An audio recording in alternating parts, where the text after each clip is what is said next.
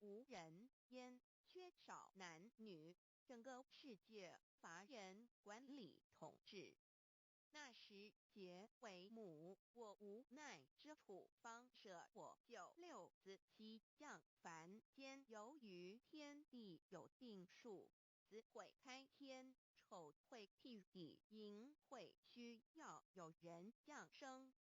时机已至，老母娘亦有无奈之处，才舍下皇母之九六元胎佛子，一齐降临凡间，接受种种历练。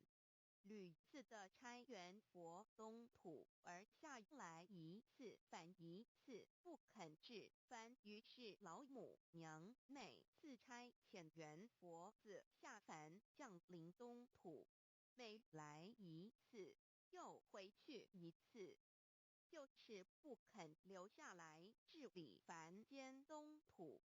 无奈何为我造下血救三山托洪罪了菩萨佛，身在无可奈何之下，老母娘只好造下血救。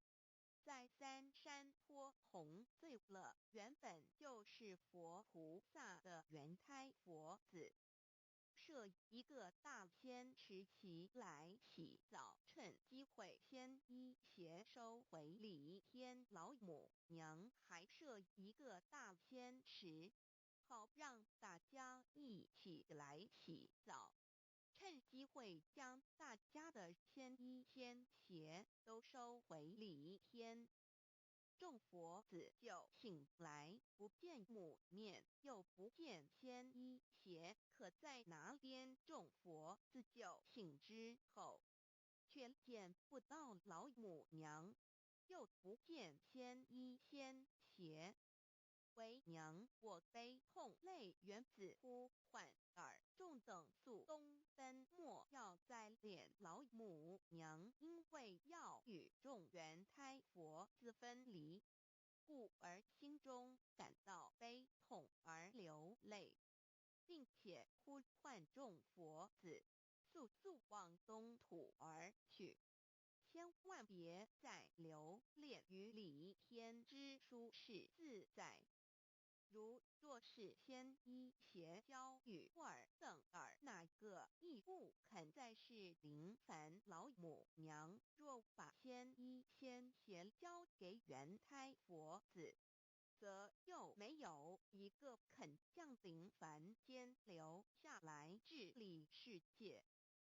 这树枝和树叶遮寒地冷，饿了吃松果子，可饮清泉，到了凡间。若天气寒冷，就折些树枝和树叶来遮盖身体，以御寒地冷。若肚子饿了，就取松子果子吃；口渴了，就取清凉泉水喝。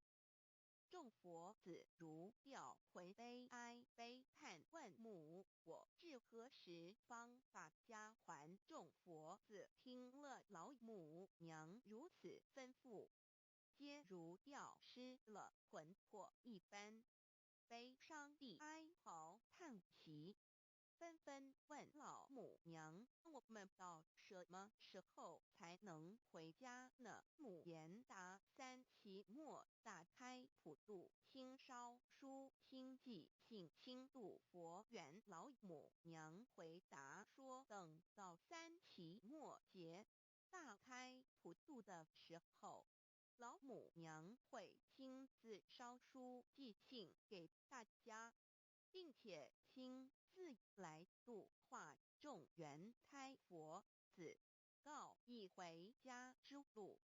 家相信书皇母训子十戒以及仙佛圣训，都是皇母烧书信度化佛子众生。众儿女心有一悲生大放为母，我且合同父语。皇元听了老母娘的话语，众元胎佛子心中有存惊疑，悲伤地放声大哭。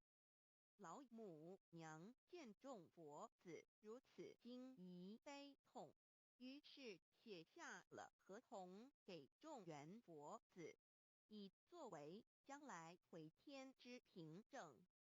求道时的合同皆是凭证。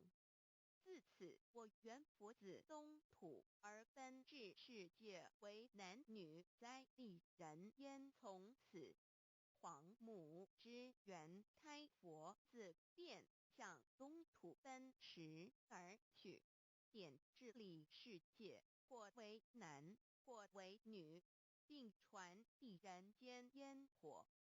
母子分各东西，好不难过。自此，我众佛子受尽熬煎子各分东西，令老母娘内心好难过。而众佛子自此以后却受尽无限的折磨与煎熬。堂里白骨风湿名利图煎熬，安的咸鱼不。至今时区只算6万年，载每想而在世苦，母心难安。自三山坡一别到现在，区只算来已有6万年了。自寅会生人以来，至今未知出，已将近6万年时光。每每